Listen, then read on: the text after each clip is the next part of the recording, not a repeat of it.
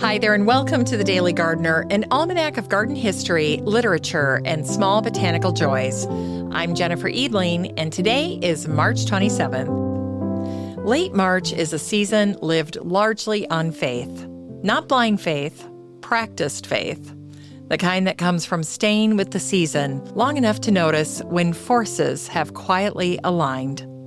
The sun is higher now. The light lasts. And the sky is doing its part.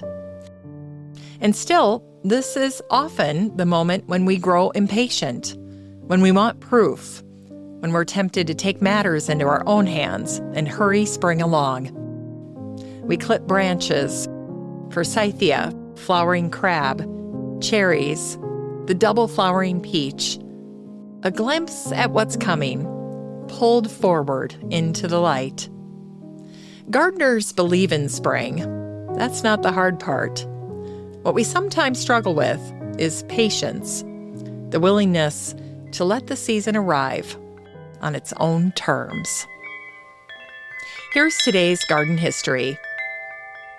It was on this day in 1724 that the American botanist Jane Colden was born, the woman who pressed the Hudson Valley's plants into ink.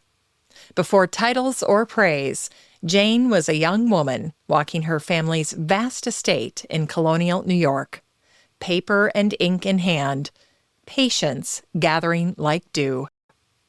Her father, Cadwallader Colden, was a physician and politician, and he taught her the Linnaean system, translating it from Latin because women weren't meant to learn such tongues. Imagine that quiet doorway opening. Jane stepped through. She built a manuscript from the plants around her, over 300 species of the lower Hudson River Valley. She described carefully, drew simply, pressed leaves vein side down into printer's ink to capture the truth about their hidden architecture. Jane noted bloom times, habitat, and use, and she recorded medicinal knowledge learned from indigenous people and from the local lived experience, details science often ignored, but gardeners remember. The naturalists of her time noticed. John Bartram invited her to his garden, and Peter Collinson praised her accuracy to Linnaeus himself. And when Jane found a flaw in Linnaeus's work, she didn't defer. She wrote politely and firmly that she, quote, must beg to differ because the seed vessel didn't match what her eyes held. She even proposed a name, gardenia, for a marsh plant she admired, hoping to honor her colleague, Dr. Alexander Garden. The name didn't stick. History chose another flower for him instead by the same name. And then the record thins. Jane married Dr. William Farquhar, and her botanical work fell quiet. She died in 1766 at 41. But what Jane made endured. Her manuscript crossed the ocean, survived war, and rests today in London. A river valley held fast in ink, saved by Jane Colden when no one else was looking. And it was on this day in 2013 that the Scottish crofter and writer Katharine Stewart died, the woman who folded a Highland garden into words. Born in England, Katharine claimed Abriacon near Inverness as her home, a working croft shared with her husband Sam. It was a place shaped by wind and short seasons, no room for whims. A garden there had to be practical and patient. Katharine taught school. She ran the post office. She kept the community stitched together through weather, loss, and change. And she wrote. Her books trace a single hillside, a croft in the hills, then the garden, month by month.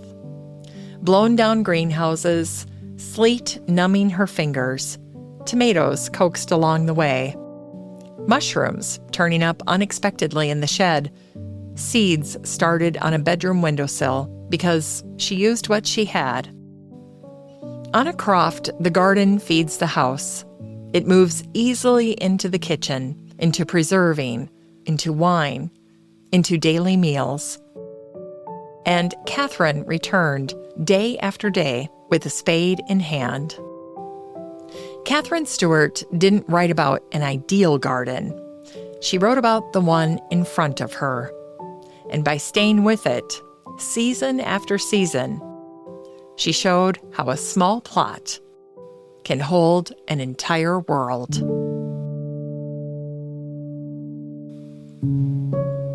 In today's Unearthed Words, we hear an excerpt from the Scottish poet Michael Bruce, who was born on this day in 1746. Michael was a student when illness found him, and in those last months, he watched spring return from his home in Kenneth's Wood while watching his own life ebb away. Here's his poem Elegy, written in spring, 1766, when he was 20. 'Tis past, the iron north has spent his rage. Stern winter now resigns the lengthening day. The stormy howlings of the winds assuage, and warm over either western breezes play. Loosed from the bands of frost, the verdant ground again puts on her robe of cheerful green, again puts forth her flowers, and all around, smiling, the cheerful face of spring is seen. Now spring returns, but not to me returns. The vernal joy of my better years have known. Dim in my breast, life's dying taper burns, and all the joys of life, with health, are flown. Michael died soon after writing those lines, at just 21.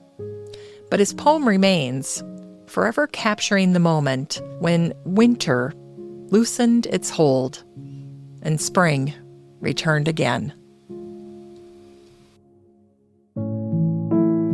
It's time to grow that garden library with today's book, Rhapsody in Green by Beverley Nichols. It's been Beverley Nichols Week here on The Daily Gardener, which means all of this week's book recommendations have featured books devoted to one of gardening's most distinctive voices, Beverley Nichols, who is witty, exact, dramatic, and surprisingly honest about what a garden does to a person. Rhapsody in Green gathers Beverley Nichols at his best. Lilies and peonies, sharp opinions, neighbors with too much advice, and borders that refuse to behave. It's edited for sips, not marathons. A book for the gardener who feels foolish and devoted at the same time. Taste and longing, practice slowly into companionship. And finally, here's something sweet to ignite the little botanic spark in your heart. It was on this day in 1852 that the Dutch phycologist Anna Antoinette Weber van Bosse was born.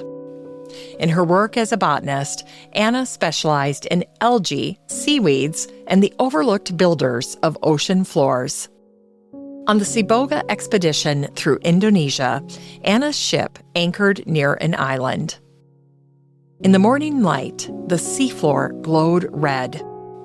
Not coral, not stone, but vast beds of lithothamnia, plants quietly laying down on the bones of reefs. Anna worked under constraints most scientists never faced. She conducted fieldwork in long skirts, she was excluded from formal posts, and her marriage served as a passport to the work that she was determined to do.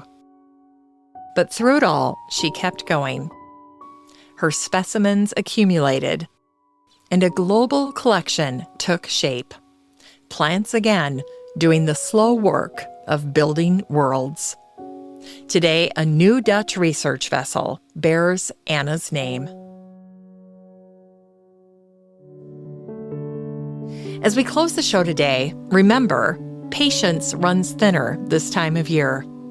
We're nearing the threshold of showers that will wash winter away and soak roots in sweet-smelling rain. Spring is an embarrassment of small green things, all coming online at once. If all you did today was notice one thing in the garden, that's enough. Thanks for listening to The Daily Gardener. And remember, for a happy, healthy life, garden every day.